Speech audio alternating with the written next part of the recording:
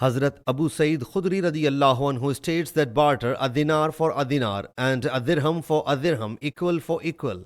Whoever gives more or takes more, that is interest. Abu Saleh, the reporter, says that he said to Hazrat Abu Sa'id, Hazrat Ibn Abbas radiyallahu anhu says something contrary to it.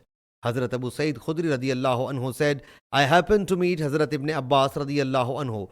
So I said to him, tell me what you want. Have you heard any hadith from Allah's Apostle sallallahu alaihi wasallam in this connection?